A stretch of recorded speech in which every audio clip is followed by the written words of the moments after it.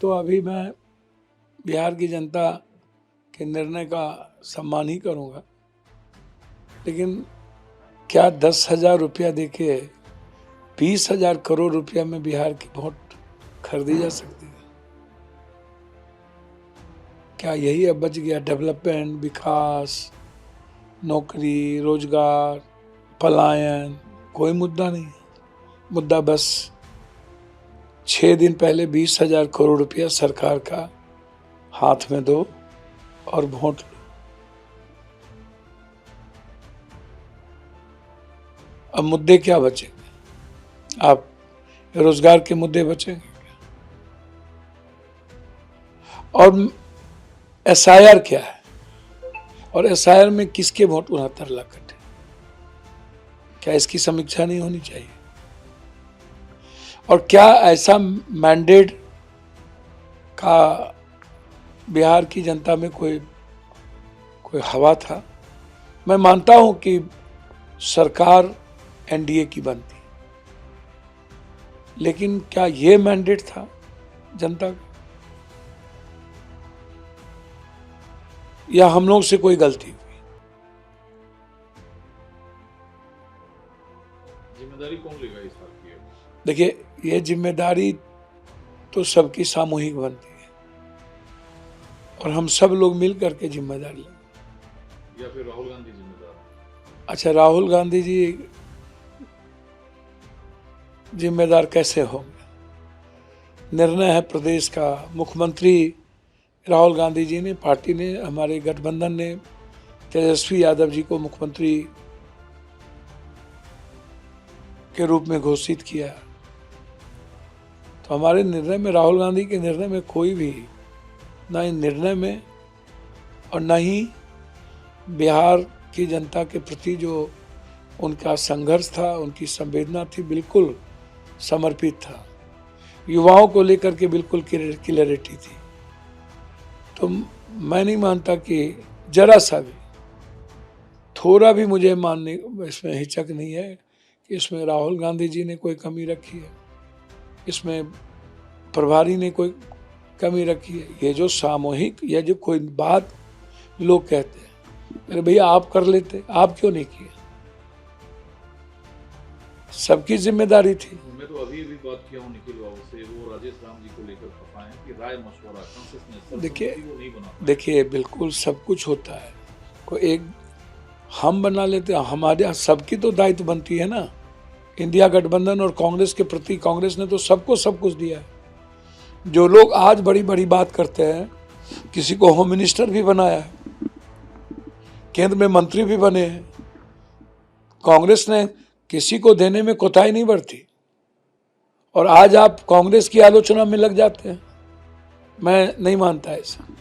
कांग्रेस की आलोचना में कोई मतलब नहीं है। लेकिन कुछ तो आपके मन और दिल में था, क्योंकि काफी पहले से आप नीतीश जी को लेकर बार बार ये मीडिया बयान देते थे कि नीतीश जी को आना चाहिए। देखिए, मैं हमेशा, बिल्कुल मैं हमेशा कहता रहा हूँ कि नीतीश जी का जो संस्कृति है, उनके जो विचार है, गांधीयन विचार, कर्पूरी जी, जेपी लोहिया के विचार, वो दूर दूर तक भाजपा के साथ कहीं भी पारस्परिक विचारों का मेल जोल नहीं है। भाजपा नाथूराम गोडसे के विचारों से हमेशा एग्रेशन में चलती। नीतीश जी एक सेकुलर सोच के लोग हैं, एक समाज के अत्यंत पिछड़ा, गरीब, दलितों के विचारों को लेकर के चलते हैं। मैं हमेशा कहा हूँ कि नीतीश कुमार जी का जो घर है वो इंडिया घर है, और आज भी मैं कह रहा हूँ कि मेरे मन में हमेशा थी कि एक युवा नेतृत्व कोई ना कोई करे, चाहे वो तेजस्वी यादव जी करे, चाहे निशांत जी करे, कोई ना कोई करे। मैं लगातार इस बात को लेके चिंतित रहता था। अब मुझे कभी कभी लगता है कि ये जो पॉलिटिकल घटनाक्रम में क्या है, ये राजनीति है या सिर्फ सत्ता के लिए हम कुछ भी करें? तो आप तो चाहते थे नीतीश जी सीएम बने, तो कहाँ भाजपा कह रही है नीतीश जी सीएम नहीं बने? देखिए, आज भले ही भाजपा हो सकता है नीतीश जी को सीएम बना दें। मैं बिल्कुल आगाह कर देना चाहता हूँ, भाजपा विश्वसनीय पार्टी नहीं है। भाजपा किसी भी परिस्थिति में लंबे समय तक नीतीश जी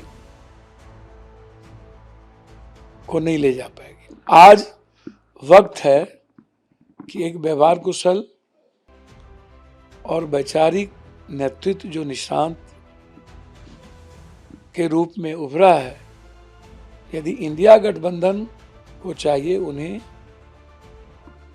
ऑफर करें और उनको हर परिस्थिति में। तो तेजस्वी जी को तो जनता ने नकार दिया है, तो निशांत के नाम पर क्या कैलकुलेशन आपका है? अब निशांत जी का नाम मैं तो कह ही रहा हूं कि अब युवा नेतृत्व की जरूरत है इस बिहार में। तो नीतीश जी नहीं, निशांत। मैं नीतीश जी बने, मुझे कोई दिक्कत नहीं है। मैं हमेशा नीतीश जी के व्यक्तिगत उनके हर अच्छाइयों के साथ हूँ और वो अच्छे इंसान है, मैं हमेशा कहता हूँ। लेकिन वर्तमान समय में यही वक्त है और ये पुकार है युवा नेतृत्व की, और ऐसे समय में ही नीतीश जी को निर्णय लेना चाहिए। और वक्त आ गया है निशांत को आगे करने की, ताकि बीजेपी को भविष्य में कोई मौका ना मिले पीठ में खंजर भोंके। तो फार्मूला क्या आपके पास है निशांत को? भैया बहुत क्लियर है, कांग्रेस है, मीम सेकुलर सोच के लोग हैं, वो तो इधर उधर जाएंगे नहीं। माले है, आरजेडी है, निश्चित रूप से तेजस्वी जी गले लगाएंगे अपने भाई, लगा लेंगे, लगाना ही चाहिए। बिहार के रेस्पेक्ट और भविष्य, देश की भविष्य को यदि सुरक्षित देखना चाहते हैं तो जदयू को हर परिस्थिति में स्वागत करना चाहिए इंडिया गठबंधन। पहल कौन करेगा इसको? अब पहल तो उन्हीं को करना है, मैं तो सिर्फ स्वागत ही करूंगा और मैं युवा नेतृत्व की ही बात करूंगा। दूसरा, इस जीत के बाद मोदी जी से लेकर अमित शाह तक ने कहा और विकसित भारत के सपने को चुना है। एक बार भी मोदी जी ने तो डेवलपमेंट पर बात की नहीं। उन्होंने जंगल राज, तो मोबाइल, तो रील्स, तो कट्टा, तो बम, तो बारूद। तो अच्छी बात है, हम मोदी जी के इस सपने का स्वागत करेंगे कि आप बिहार को, अभी भी वक्त है, आप नंबर 1 करें। यदि बिहार की जनता ने आपको इतना बड़ा मैंडेट दिया है तो हम चाहेंगे कि बिहार के डेवलपमेंट में 4 चांद लगे।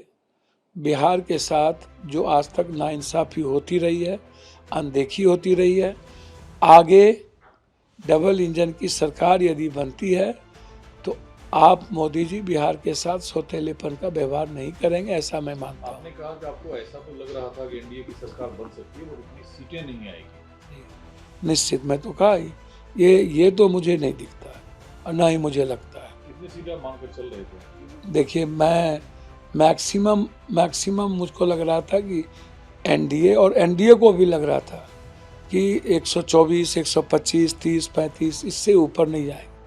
लेकिन इतना बड़ा मैंडेट, इसके लिए कहीं ना कहीं हमें गंभीरता से समझना पड़ेगा, सोचना पड़ेगा। अब अभी तो स्वागत और सम्मान करेंगे इस बड़े मैंडेट का, बिहार की जनता का, लेकिन ज़रूर इस पर एक बड़ी राजनीतिक सोच की आवश्यकता है। लेकिन एक राजनीतिक बहस जो आप छेड़ रहे हैं कि नीतीश जी को, युवा को, निशांत को आगे करना चाहिए, तेजस्वी को गले लगाना चाहिए, इन पूरे समीकरण को साधेगा कौन? और आप लोग कोशिश में तो दिख नहीं रहे। नहीं, मैं तो हमेशा पहले भी बोलता रहा हूँ निशांत के बारे में, आज भी मैं उस बात पर कायम हूँ।